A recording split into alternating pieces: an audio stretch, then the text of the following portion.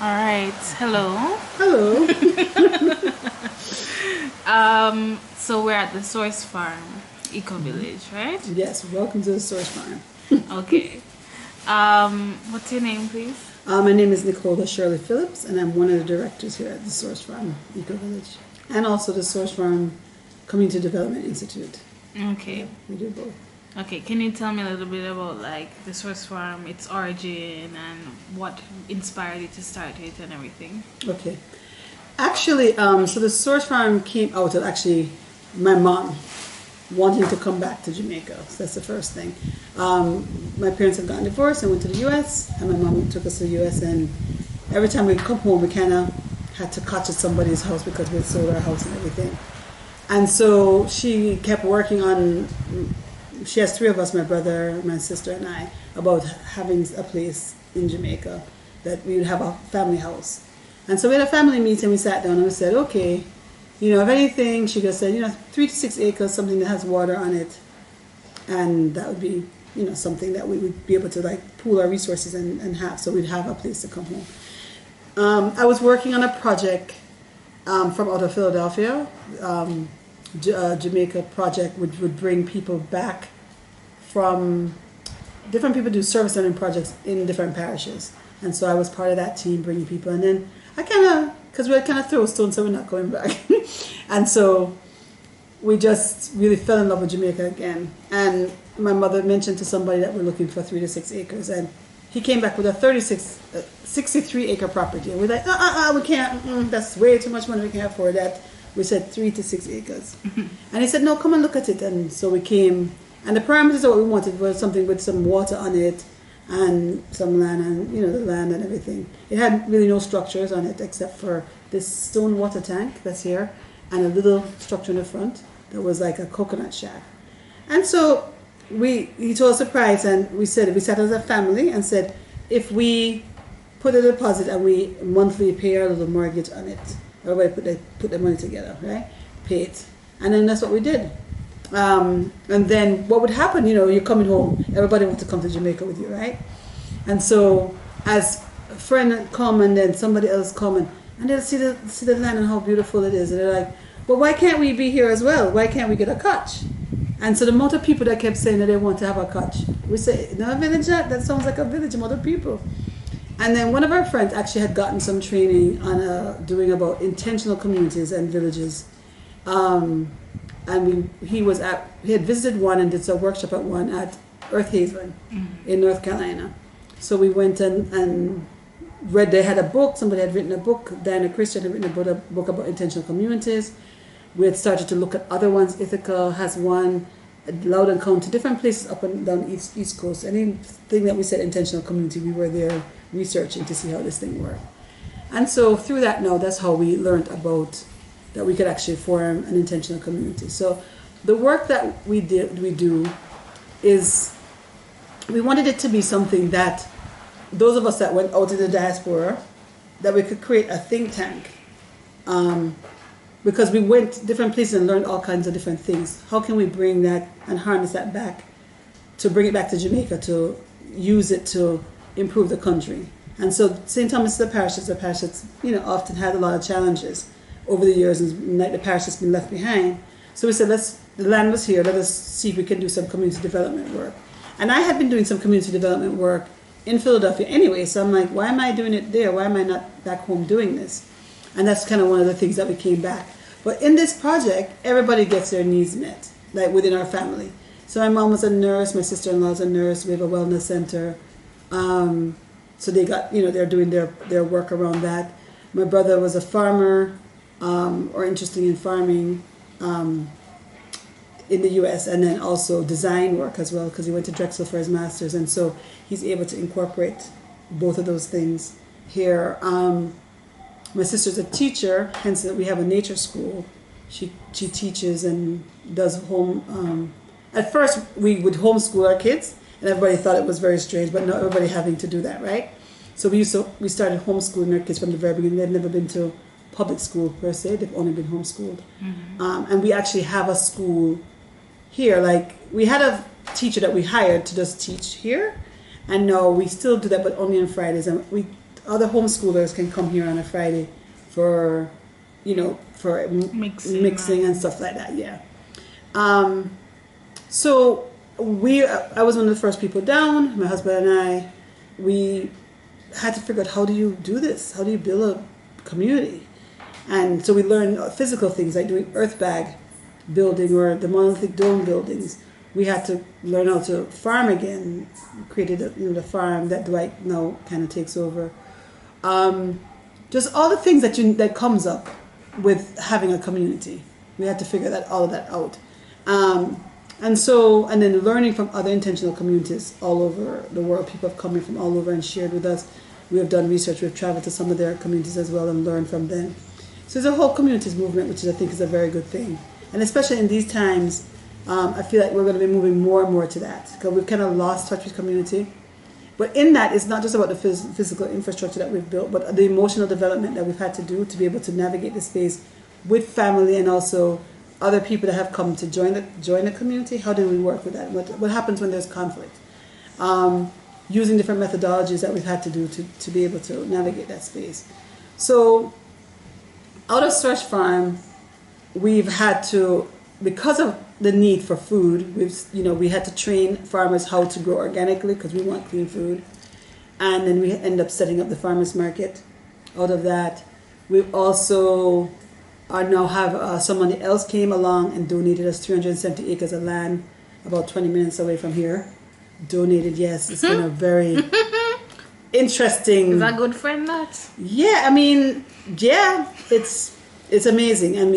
It's one of George William Gordon's old estates. He owned it, and then, of course, they killed him. So it went into other hands. But no, we've gotten back 370 acres of it, and we're doing an organic research station, a seed project out of that project as well. We've gotten a lot of work currently with solar, because we're trying to teach people about solar and wind, and so we have an amazing solar project that is here now, and that's coming up, that we are actually waiting for some pieces to, and I'll be able to show you some of that in a little bit. We just are trying to figure out how we can live as much off the grid, because especially living in the US, where I was just like, every winter I would be afraid, because I had a choice between heating my business or heating my house. Oh gosh. Right? Because it's like those bills, and every time they would raise it, you're like, oh my God, can you pay this expensive heating bill? And I said, why am I doing this? I need to be back home. So I'm very conscious about energy. Mm-hmm. And so trying to come up with ways. So we actually, taught one of the first permaculture design courses here in Jamaica. And so we really use permaculture a lot, and we want everybody to know about permaculture. Yes. And really design, because what we found is that everyone else has made designs on us, how they're going to design to take our money and our resources, but we haven't made a design how we want to live. After the enslavement period, you just kind of stayed in your, either you moved from the community or you stayed where you were, your family area, but everybody else is designed for you, how the structures and that kind of stuff. Not a very thoughtful process. So once we found out about permaculture, we said, wait a second, we want to design something that we're not stressed out, that you're, 70, 80, trying to see if you're going to pay your mortgage, or if they're going to come and take away your house, or if you didn't pay the light bills, what's going to happen. So we really looked at how do we design our homes and the village to make sure we're as much off the grid as possible. We would, I think by next year we'll be 100% off the grid. So all the structures will be off the grid. Congratulations. Yes, solar. With solar refrigerators are coming in.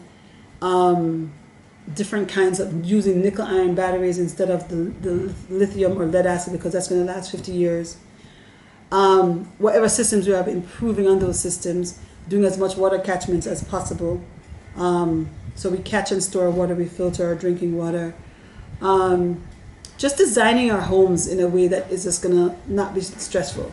So right now, I will tell people I don't have an official job, because my house is designed.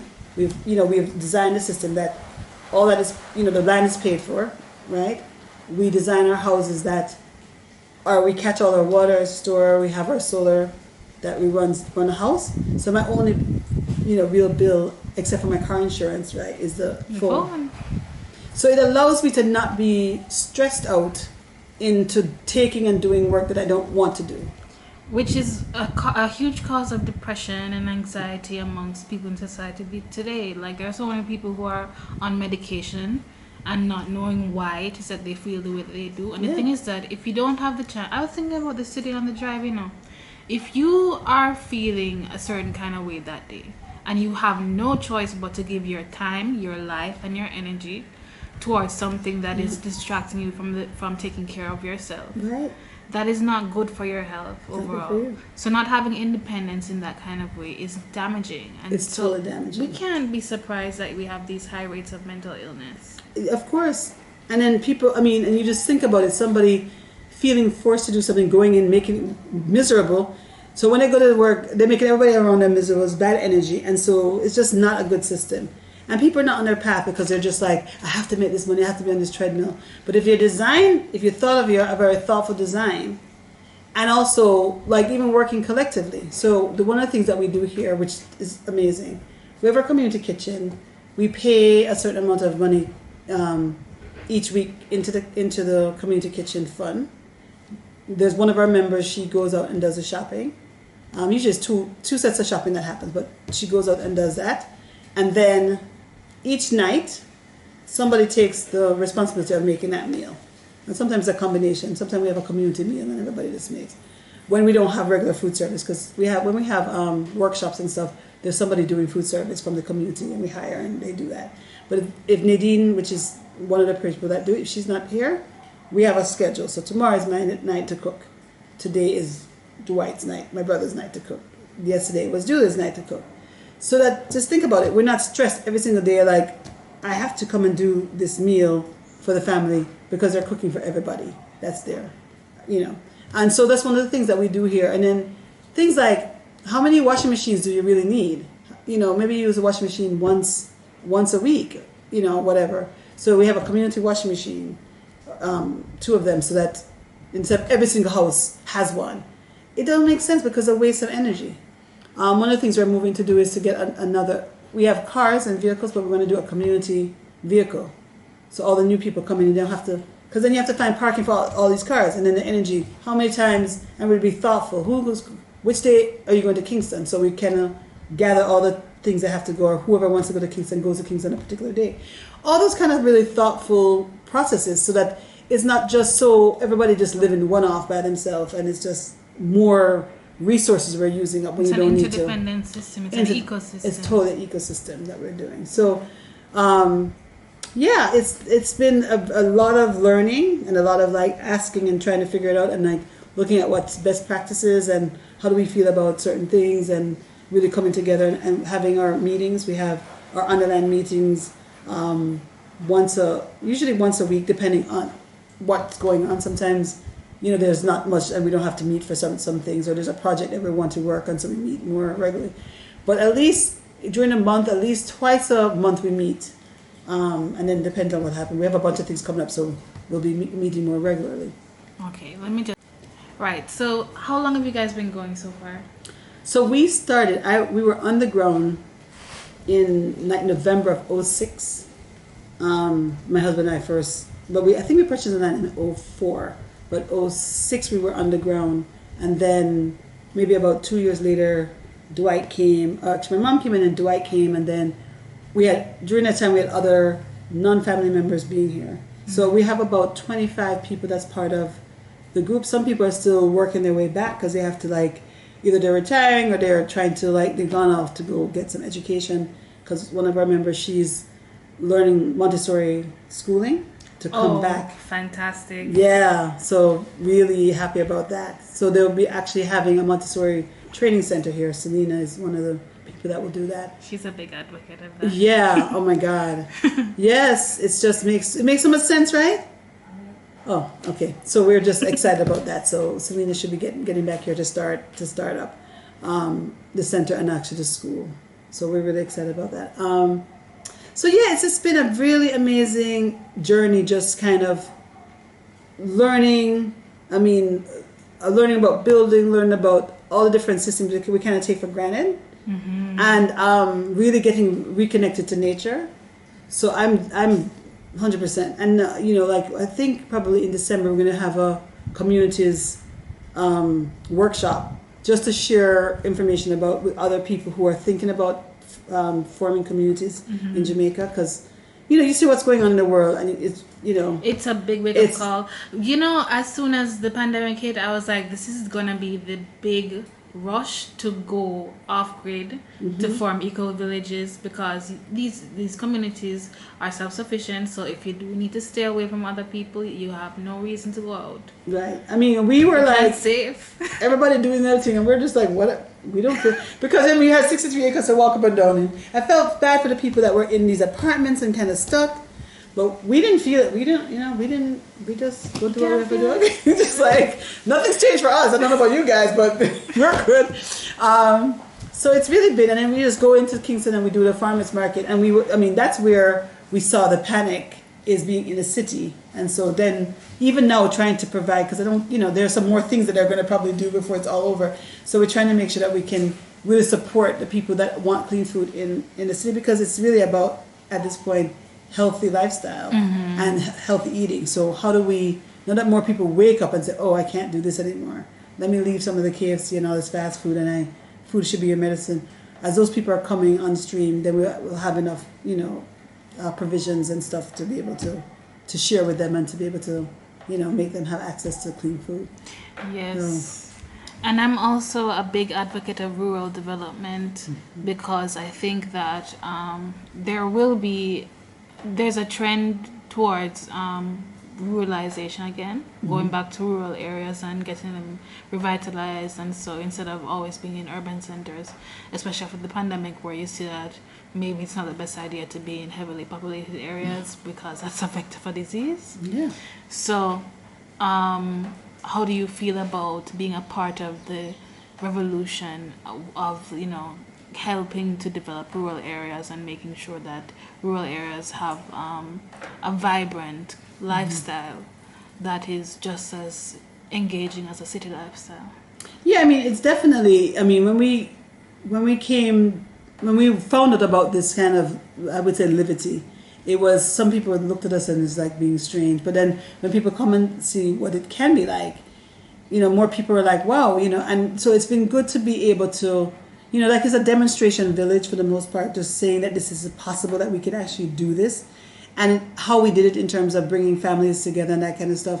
I think it's really important. And then even for us, like, being able to understand about being interdependent, like this whole one-off and I'm only in this little box kind of thing, that was one way, but now we're pushing back to more of a communal kind of living, and I think it's important.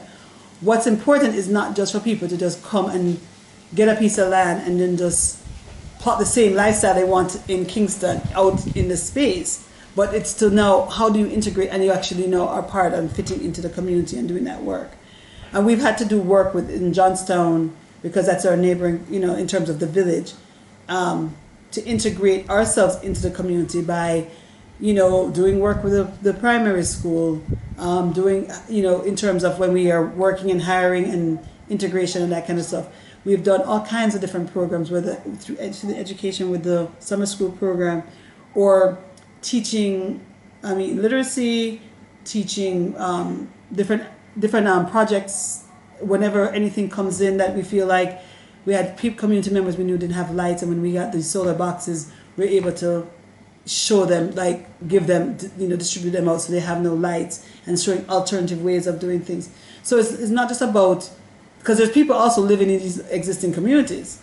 How do you bring somebody from foreign who hasn't had an experience, or somebody that's is in Kingston, and try to understand that you can't just come in and then you drive in a gated community and that's it, and that's what it is. That's what it is. It's about how do we build, and I feel that Source Farm has.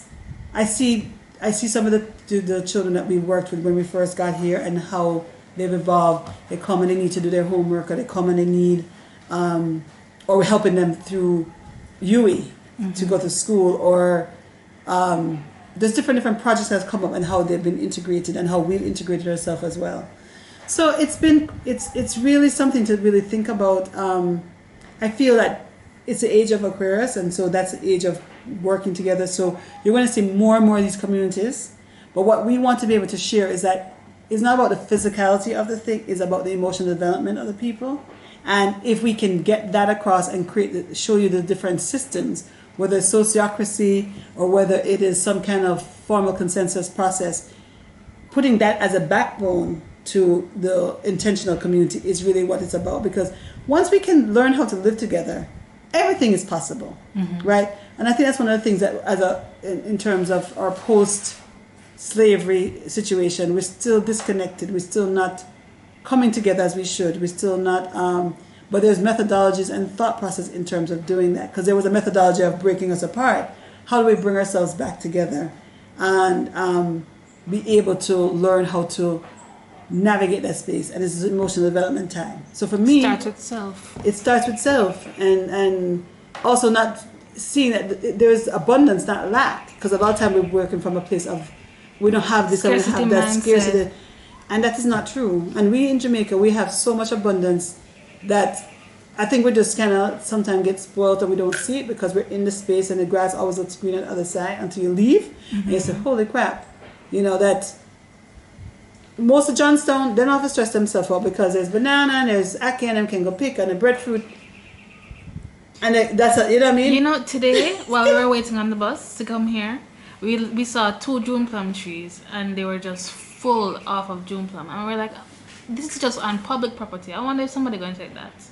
Because they can take that and just go market. And and I'm sure and people do it. And people do it, But that is the thing. There's a guy, Karume, he was the first president for Zanzibar. And they assassinated him because, I'm doing too much good work. So they did that. But one of the first things that he did when he got into office was start to plant fruit trees all over, in all the public spaces. Because he said he never wants his people to ever go hungry. So even whatever is going on, there's fruit trees, there's mango trees, there's all this stuff. I mean, it was just amazing.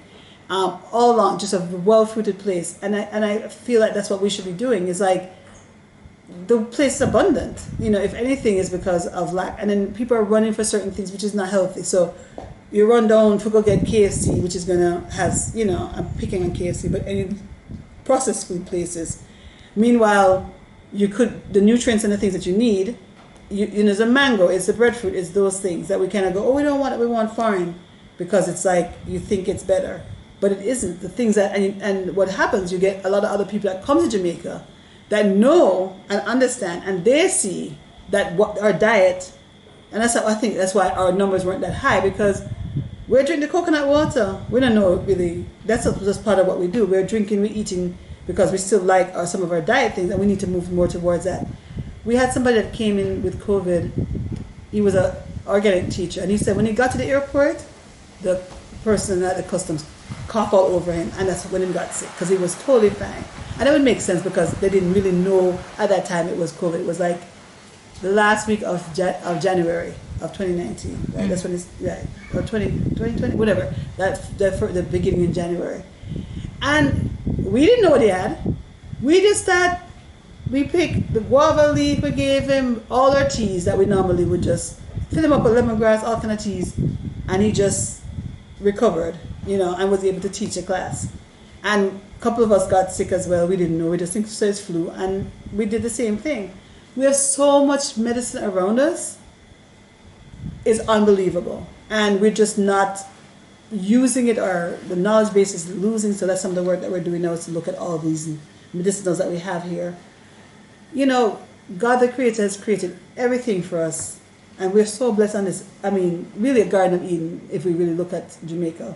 We're so blessed, and we're just not taking advantage of that. So I want us to, if you're more communities, start planting more of your food, so you have food security. Jamaica does not have food security because we keep importing our seeds, importing everything, when there's so much abundance that is here that we're supposed to be planting more trees. I don't know if your mother remembers, or if you were, when you were born, they plant a tree for you, because that tree is supposed to help take you through, pay for your school fee. You plant tree for me? Rude. So no, mommy, and you can still plant one for her, and in about 4 years you'll be harvesting off of it, right? Well, she planted a few fruit trees for me already. Okay, all right, good. So.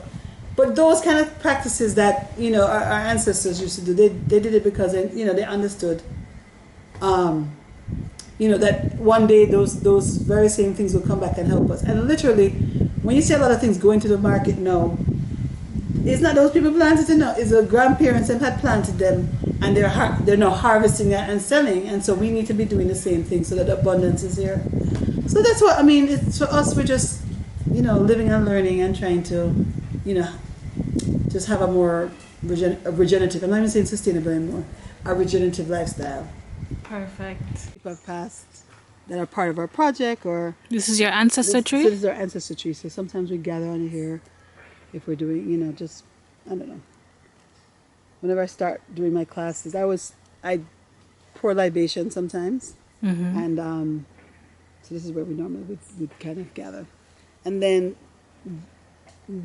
that structure behind you, I don't know if you'll get it, is a project that one of our members wanted to figure out about, like, how could they make a very simple structure out of at least a material that would be strong. Because we used to have a lot of tents along here, all different kinds of tents. And so we were using the corrugated zinc and like 2 pieces of T-ply. And it's actually it actually is a nice structure in there. So it's a great replacement for a tent. And especially because of the rains, you see how heavy our rains are in Jamaica. Those tents sometimes that people buy aren't very strong. So we've been doing that, and we're thinking that we're going to actually add some more along here. So when we have work exchangers, they can actually be in that space instead of just using their regular tents and stuff. Yeah. And so this is also the area where the kids play. I was going to ask you about work exchange people, because that's a typical thing in permaculture community and this kind of community, to have work exchange people. Yeah, we definitely have. Over the years, I mean, when we first got here, within the first, about 3 months in, we actually had somebody that called and wanted to be a work exchanger. And we're like, you can't, no, we're not ready yet. And she said, no, she'll bring her tent. She even had her mother call me and said, no, she's used to tenting at all these festivals, it's okay. And she finally talked me into it. And so she did come and she did tent and she did help. And so we've had a lot of work exchangers over the years and volunteers that have done help us with a lot of the projects. And it's been a good thing because, one, they, not just coming to Jamaica and just sitting on a beach, but actually interacting with the people and getting to understand, how we work in Jamaica and who we are and that kind of stuff, and actually really help. I was just on a call earlier where we have a bunch of volunteers. All those volunteers and they're from the Netherlands and the US and Canada. We're working on a seed project. They were past volunteers, and I needed help on the seed project, and I said, can you guys come and help me, volunteer again? And they've been doing all the, doing the work, working on the website, doing research, all kinds of stuff to make it happen. So we're very, very thankful. And a lot of things too that you see, like the steps. We had a work exchange project and we made these steps. And even building this the Earthbag house, which I'm going to take you in. That was also, we did some work exchangers to help us with these projects as well. And it allows them to learn things as well. So this is Earthbag? So this is Earthbag. Wow. So when we first came, we were in that building, that little structure right there. And we actually built another room so that we could have a little bit more space. This container had brought down my husband and my stuff in it. And we now turned it into an office and a library area. And then around the back there's like a bathroom facility and a washroom area. But then what was happening, as people would come, they want to stay, and we're like, can't be on our kitchen floor, or if it rained at a tent, problems. So then we said we need to build a structure, but we're like, how are we going to build a structure? We don't have the money to build a structure. And then one of our friends told us about the Earthbag. So we excavated everything that was on this hillside, coming down, can you see the hillside? And we put it back into this structure. And I'm going to take you inside.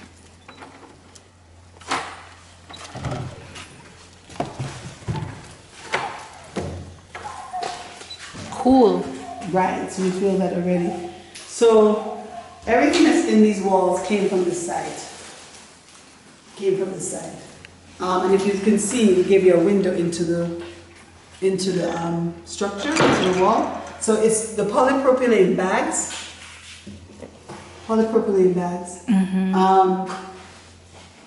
Filled with the marl and cement. We mix up the cement of it, and then we use barbed wire to hold the bags in place, and then chicken wire we put up against it, and then we just rough cast it. And so it's like done off of like Adobe style. This first one we built, we just kind of watched a video from Cal Earth, and then we just actually made, just kept watching the video and then made it. So we wanted it to be a little bit more rougher. Our Jamaican workers that came from the community to help us build it, they were like, no, they wanted it to be straight, and we're like, no, make it round edges. Nothing in nature is square. We just wanted it, natural and stuff. It took us a while to convince them to leave it rough, into these rounded corners and that kind of stuff. I have a theory about OCD because I think that people who grow up in like urban centers where everything's a straight line, them can't stand anything with lean or anything because them just not used to it. But if you grow up in nature, you probably have less of a chance of developing. I don't know. It's just my theory. It makes sense to me. That's just my theory. So, again, Earthbag, bringing in natural light in. That was something that people always are surprised about, having these light tubes in here, because they just think, everything should be, you're not used to the natural light. But I'm like, it saves a lot of money again on electricity. And as you can feel, the building itself is very cool. It is. And, we use for instance, this is all earth bags. The couch we just made, made it into a couch. It can be made into any form, and then we just put, foam on top of it, so it saves money in terms of buying another piece of furniture, that kind of stuff. At my brother's house, he has like made it into couches and made it into, he was putting putting in the different cushions and that kind of stuff. So this was the first one we built. And it's passed by NHT. If you want to build an Earthbag house, it's allowed. You can use NHT funds to do that kind of building. We've got it to pass for that. And the monthly domes, we're going to go take a look at in a little bit. Okay, so when we built this house, because it was excavated, at the time it was about $9,000 US dollars. Because all the material was here, we just have to buy the bag and the things. And this is fixtures and everything else, and labor, right? Now, when Dwight is the one that does all the monolithic domes, I think it's probably with the fixtures and everything, it's probably about $6 million for a complete, like, 2-bedroom with all the surfaces, everything done.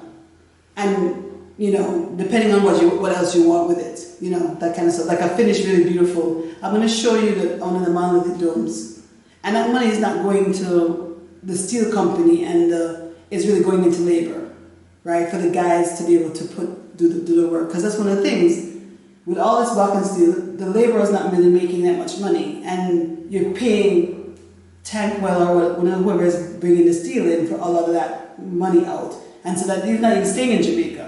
So it's again, whatever we're doing, trying to make sure that we look at what's going on here and trying to make sure the labor cost is really, be paying people appropriately. So yeah. Let me ask a question. So when you're putting together the earth bags, you have to plot the electricity, or do you do it after? No. That is one of my big things, because I just never understood. You do a block and steel and then you're chipping out the wall to put the electricity in. Once you put up the earth bags, you're going to run, because the bags will set a certain way that there's these indentations in the bag, because you'll have that bag after bag. So I run, and I've done a lot of the electricity even in my house, like run it. I know where I want the outlets to go, and I'm running it in the grooves of the bag, and then that's when you rough cast it. You don't want to do it afterwards, you're digging it. It just doesn't make any sense. Mm-hmm. So another way of saving money and time, because you have to pay the person to come back and dig that out in a block and steel house to run the electric. It doesn't, that I never understood.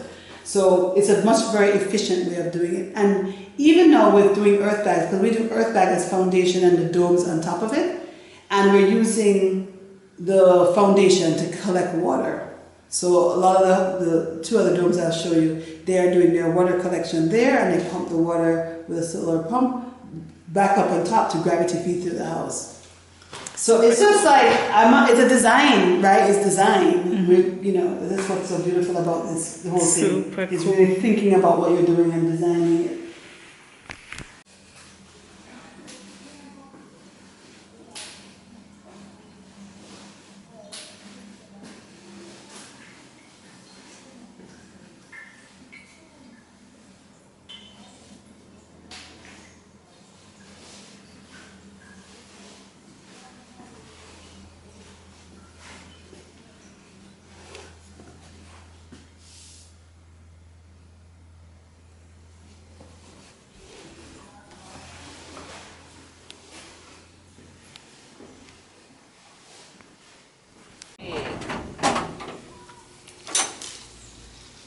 Let me just see if I can get some lights on here.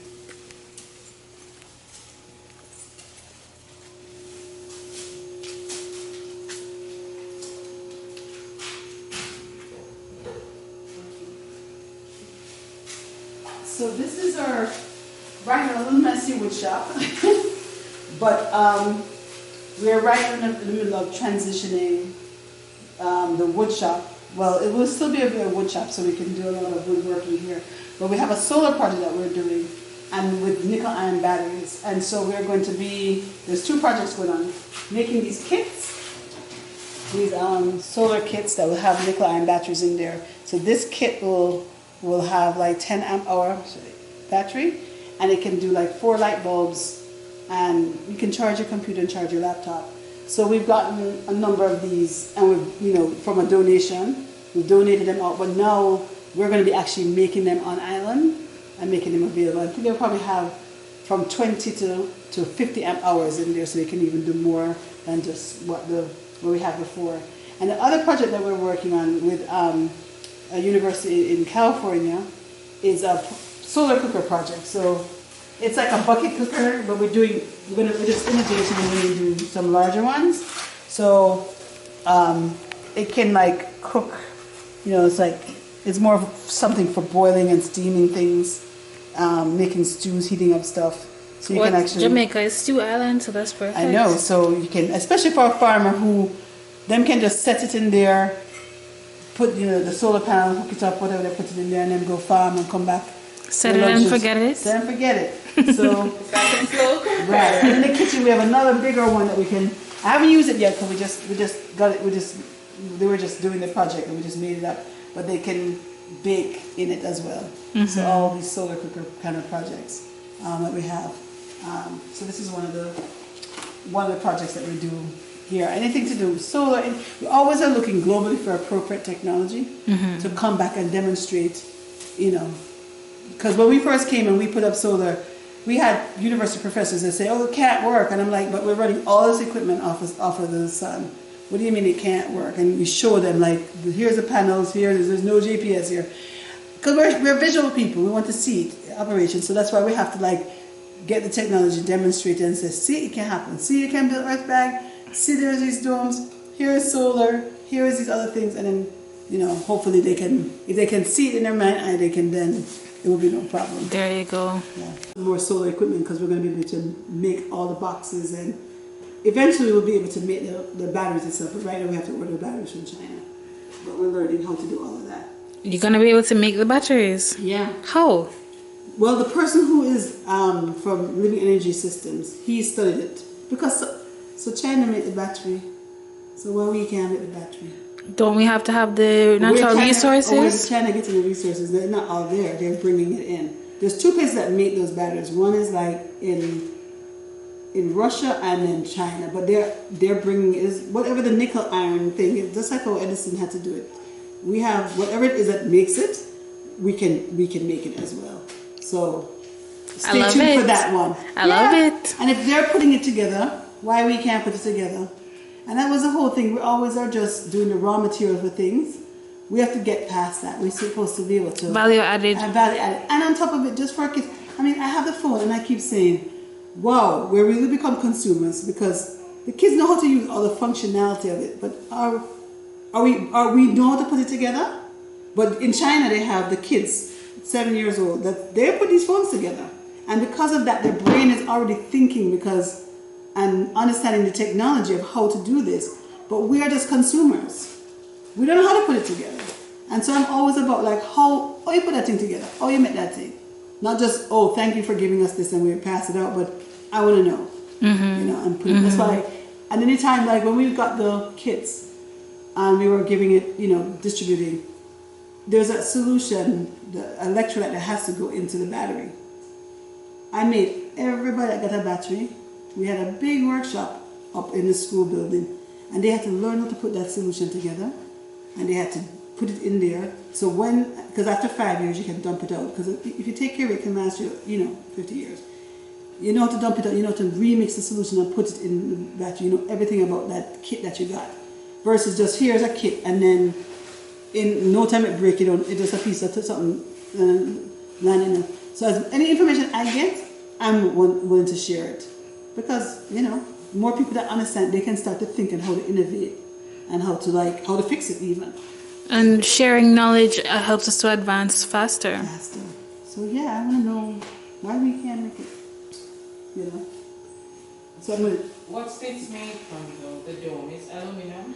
Yeah, so it's like the zinc material. And this is another amazing thing too, because when it comes in a pallet, literally on a little pallet, and it comes, you know, like a Pringle potato chip kind of thing.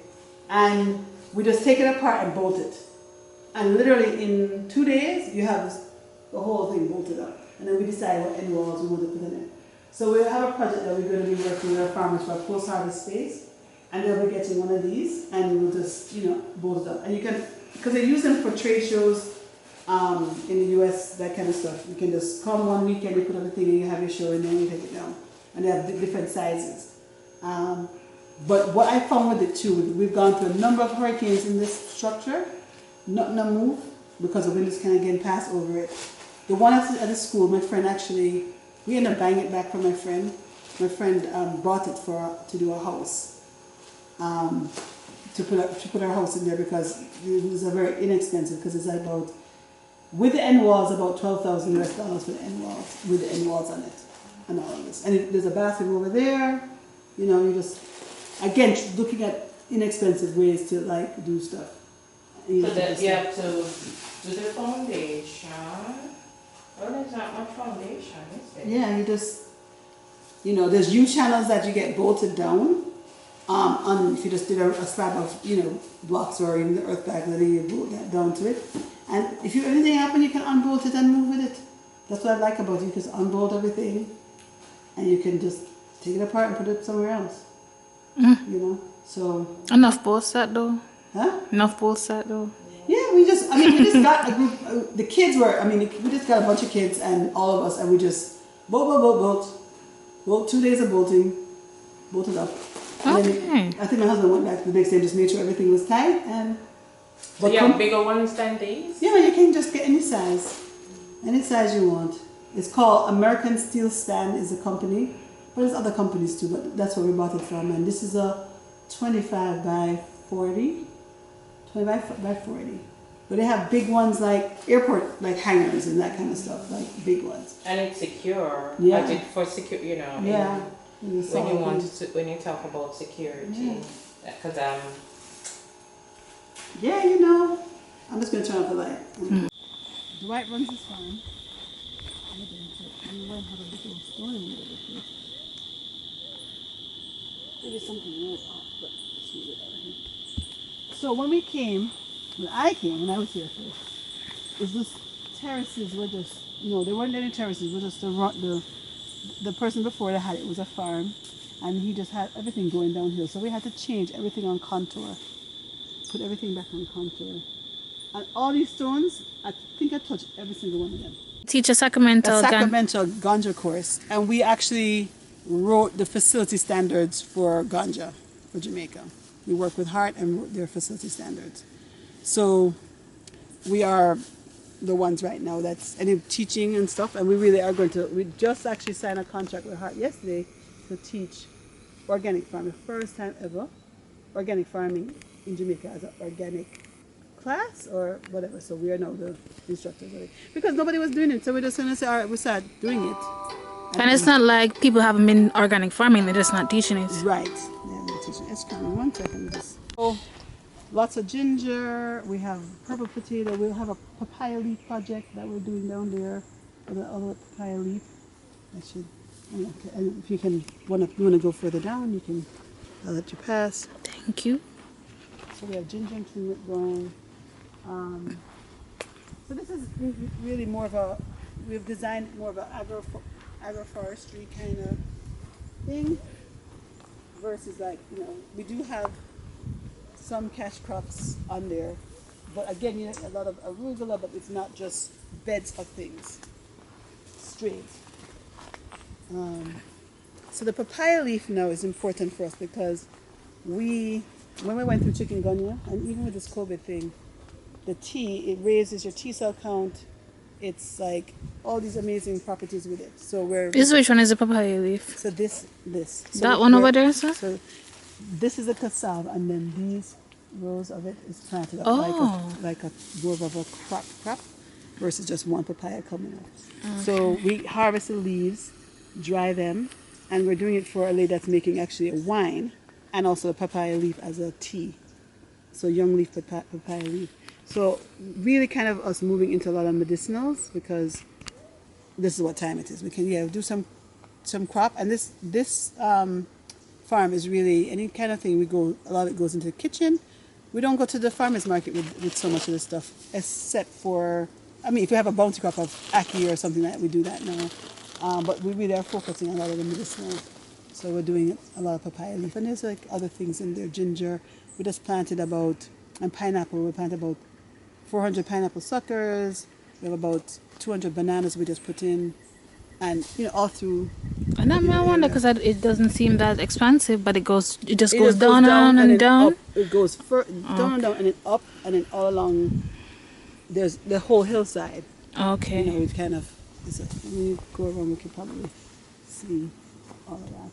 So it goes along the ridges of that hillside. Okay. So yeah, we just and then everybody's supposed to in their own. I love moringa. Is supposed to be planting up their own kitchen garden for things. Yeah. You sell the moringa as well, right? Yeah, we do. We do sell the moringa. Nice. And then we harvest the leaves dry. We're gonna go. So when we designed it now, right where that shade house is where it hasn't been built yet, but we're looking at building our community building. So that's the placement for it in our permaculture plan, but we're still now fundraising.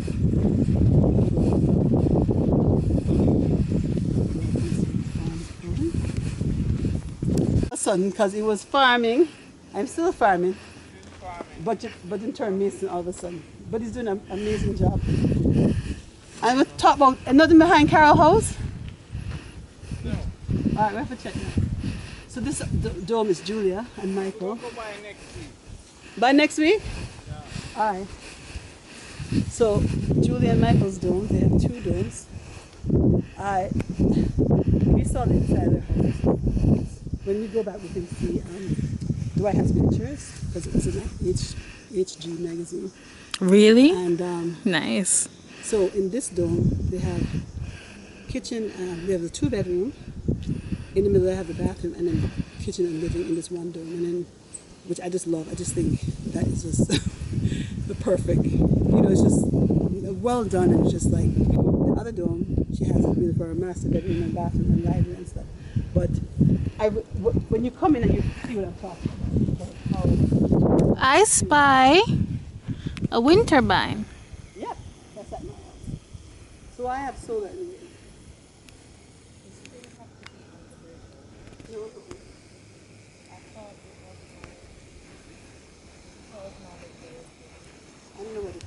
I don't know anything about that. We've been here for how many years? We have our solar, and other people too. They're like crazy.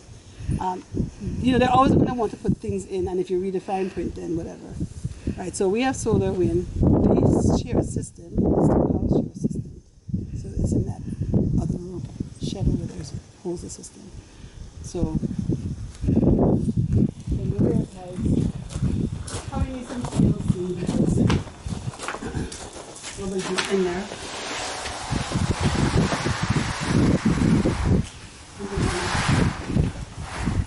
So in how she did her domes, she just had the master bedroom, bathroom, and then living area.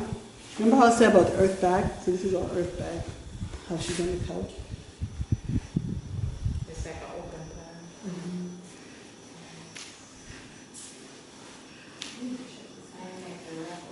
What do you do?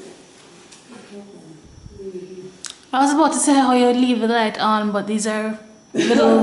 Just like, Let me tell you, the other night, it was like the other day, I'm in the house, and I'm in the bathroom, and I'm turning off the light, and I'm like, the light, like an idiot, I'm like, what the heck? And I'm like, oh, wow. It was, you know, it was like, when we saw that, right? And because she had, you know, our business coming. oh, there's a lot of bedrooms and Right. So, it's a message, so we need to. oh my goodness, it is just some big bedrooms. Oh boy. So, and then she just got the guys that should really look for work. So, yeah. Wowzer, this is nice. Oh.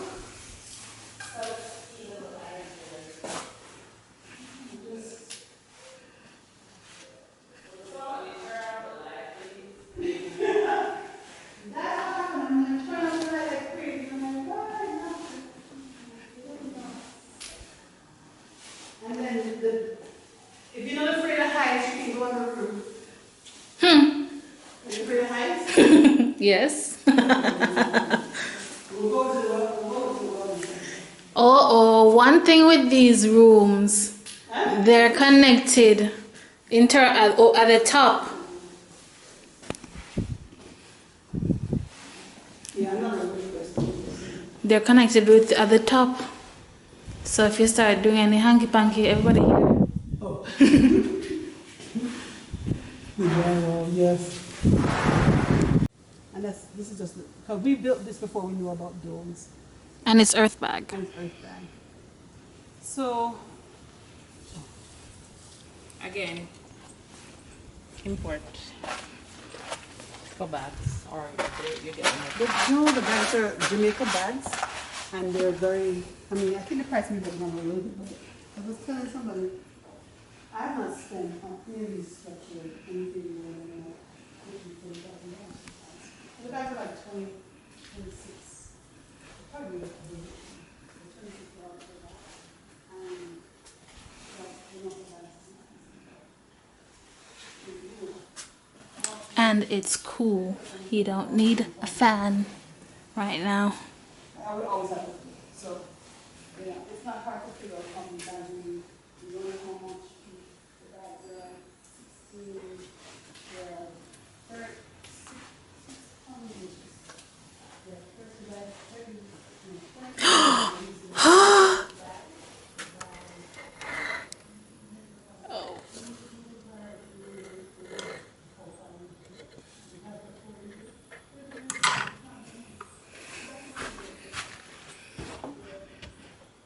Ocean view.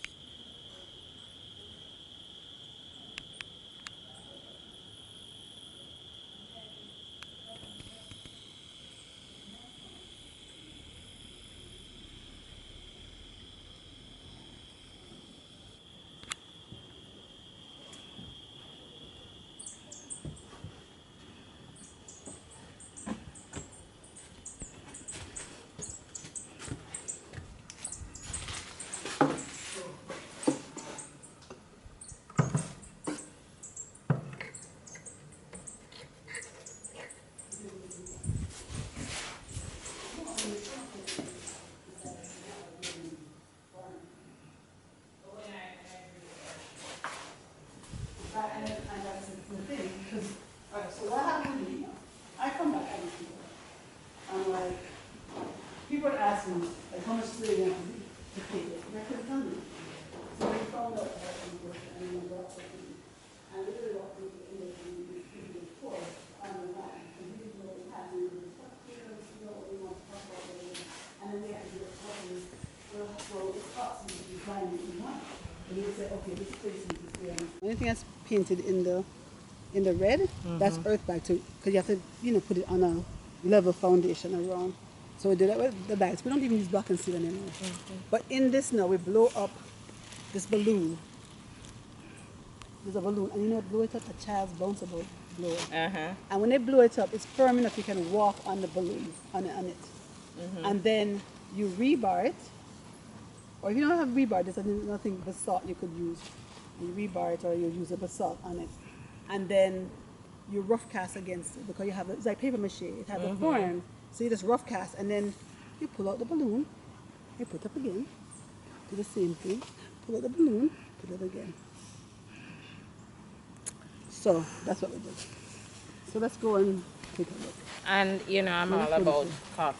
So yeah, so that's what I was telling you about the thing. When you go up back to Dwight, Dwight tends to think about that. Because it's really, but what happened, you're doing the Earthbag, and when Dwight came, because he was in the US, I said, Dwight, if you wait to ever make enough money in the US to come home, you'll be like an old man, right? So why not?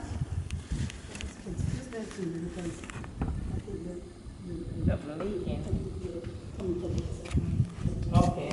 So that needs to be raised up a little bit more. So this one is like our more administrative office. We have a little gift shop in here, a little reading room. We have some of the storage and things. 2 sets of bathrooms. See how they configure this a little different than how, their spaces. And then we're going to go through here. And COVID happened, so we haven't been doing much of our, work. So normally in here we're doing yoga and that kind of stuff. I'm going to tell you about the so right. So this is the solar sunbox. And this kit is running 2 drones in the lights. And then the light is because this is the way we're recording this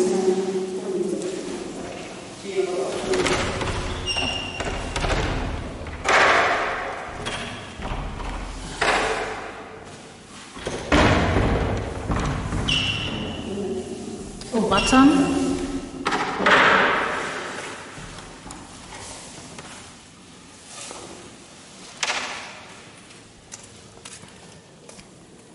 Hell yeah. So, and normally this is like all terraced down, but we have been perfectly.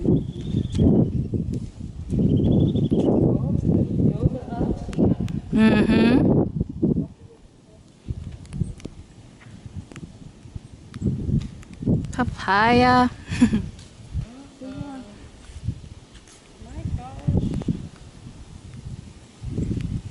What are those little shacks? So, you mean the things? For not yoga platform, massage platforms. Nice. And then there's a shower thing. But since this whole COVID thing, we kind of like Shut just down. us. We would have